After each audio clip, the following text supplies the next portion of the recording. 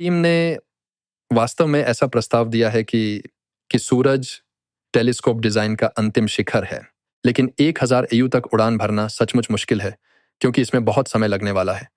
और इसे पाने का एक ज्यादा प्रैक्टिकल तरीका यह हो सकता है कि पृथ्वी का उपयोग किया जाए।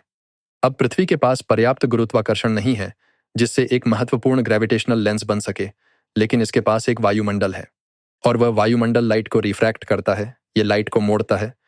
तो जब भी आप सूर्यास्त देखते हैं, जैसे ही सूर्य क्षितिज के नीचे डूबता है, ये वास्तव में पहले से ही क्षितिज के नीचे होता है। सिर्फ प्रकाश वायुमंडल से होकर मुड़ रहा है, यह वास्तव में पहले से ही लगभग आधा डिग्री नीचे है। और जो आप देख रहे हैं वह लाइट पाथ की कर्वेचर है। और आपका दिमाग इसे सीधे रास्ते के रूप में समझता है क्योंकि आपका दिमाग हमेशा ऐसा ही मानता है। तो इसीलिए आप उस बेंडिंग का उपयोग कर सकते हैं। बेंडिंग एक टेलीस्कोप के बराबर है।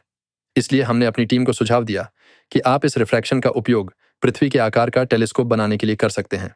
इसे टेरास्कोप कहा जाता है। आपके पास इस पर एक शानदार वीडियो है। हाँ। क्या आपके पास टेलीस्कोप पर कोई पेपर है?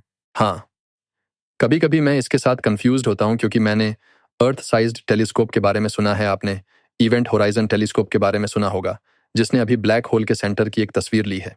यह बहुत प्रभावशाली है और इसने पहले मेसियर 87 एक पास ही के सुपरमैसिव ब्लैक होल की तस्वीर ली थी। वे इमेजेस इंटरफेरोमेट्रिक थीं।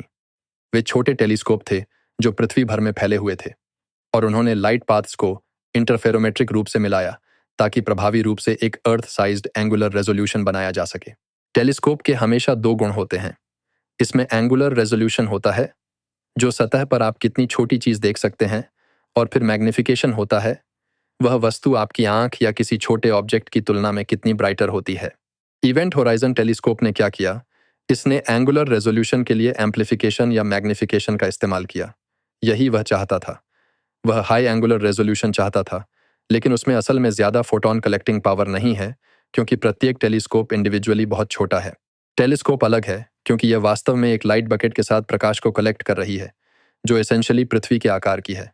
और इसलिए संभावित रूप से यह आपको दोनों फायदे देता है, न केवल हाई एंगुलर रेजोल्यूशन जो एक बड़े अपर्चर देता है, बल्कि फिजिकली उन सभी फोटोनों को भी कलेक्ट करता है। इसलिए आप बहुत बहुत दूर से ब्रह्मांड के बाहरी किनारों से लाइट का पता लगा सकते हैं।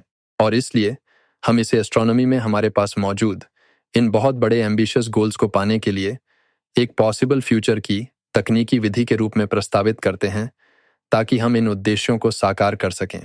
लेकिन यह एक मुश्किल सिस्टम है जिसका परीक्षण करना मुश्किल है, क्योंकि आपको एसेंशियली इन फोकस पॉइंट्स तक उड़ान भरनी होगी और ये फोकस पॉइंट्स चंद्रमा के पीछे स्थित हैं। इसलिए आपको किसी ऐसे व्यक्ति की आवश्यकता है जो चंद्रमा के परे उड़ान भरने के लिए और उस पर एक एक्सपेरिमेंटल टेलीस्कोप को सस्ते में ले जाने के लिए तैयार हो। अगर यह कुछ पृथ्वी की निचली कक्षा में होता तो यह आसान होता। आप अगले फाल्कन 9 रॉकेट के लिए सिर्फ एक क्यूबसैट को अटैच कर सकते थे। परिस्थितियों के आधार पर इसमें आपको कुछ दसियों हजार डॉलर या शायद $1 लाख के करीब खर्च करना पड़ सकता है। लेकिन ईमानदारी से कहें तो ऐसे बहुत कम लोग हैं जो इतनी दूर की यात्रा करते हैं, जब तक कि यह किसी असाधारण काम के लिए ना हो, जैसे कि मंगल ग्रह पर मिशन या ऐसा ही कुछ। हालांकि देखा जाए तो उनके पास आमतौर पर बहुत ज्यादा स्वतंत्रता और अतिरिक्त पेलोड नहीं होता, जिसे वे बड़े एक्सपेरिमेंट्स के लिए जोड़ने के इच्छुक होते हैं। इसलिए यह समस्या रही है। थ्योरी में इसे खूबसूरती से काम करना चाहिए, लेकिन एक्सपेरिमेंटली परीक्षण करना एक बहुत कठिन विचार है। क्या आप बता सकते हैं कि फोकस पॉइंट इतना दूर क्यों है? जब आप क्षितिज पर सूर्य को देख रहे होते हैं तो पृथ्वी का वायुमंडल प्रकाश को लगभग आधा डिग्री तक मोड़ देता है, और अगर आप वायुमंडल से बाहर हैं तो आपको यह इफेक्ट 2 बार मिलता है। तो क्षितिज पर तारा आपकी ओर आधा डिग्री झुका हुआ लगता है और दूसरी ओर आधा डिग्री पीछे की ओर मुड़ता हुआ लगता है। इससे आपको लगभग 1 डिग्री का मोड़ मिलता है।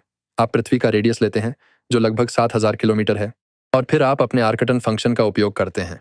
आखिर में आप पाएंगे कि इंटरनल फोकल पॉइंट पृथ्वी चंद्रमा के सिस्टम की दूरी का लगभग 2/3 है। उस आंतरिक फोकल पॉइंट के साथ समस्या यह है कि इसे लाइट रे पाथ पृथ्वी की सतह को लगभग छूते हुए गुजरना पड़ता है। इसलिए यह बादलों से गुजरता है, यह पूरे मोटे वातावरण से गुजरता है, और रास्ते में बहुत ज्यादा लॉस होता है।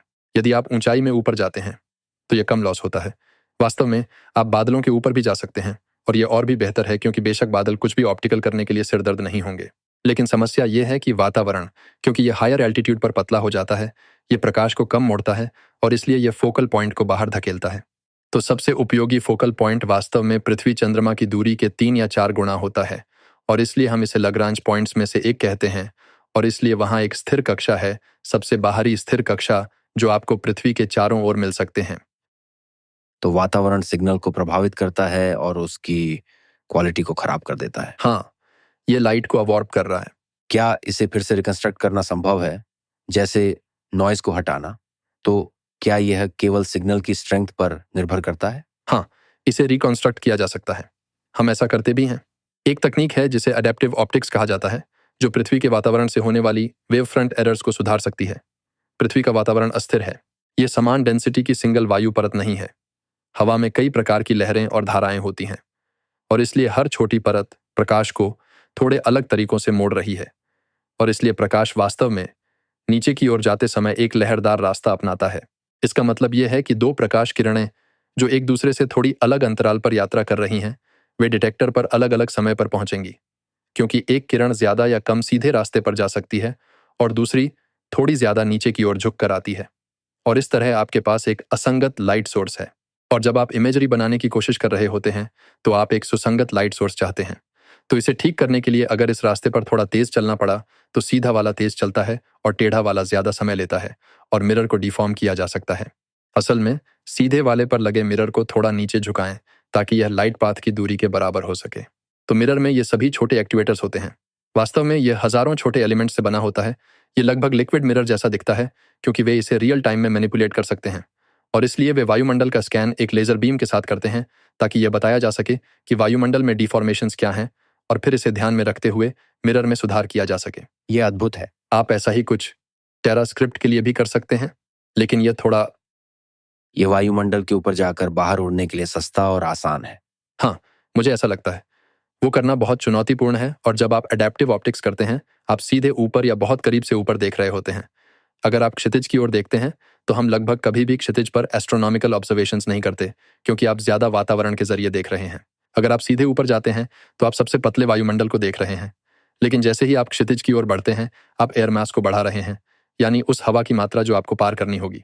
तो यहाँ पर यह सबसे खराब स्थिति है, क्योंकि आप एक टेलीस्कोप के साथ पूरे वातावरण के अंदर और बाहर जा रहे हैं।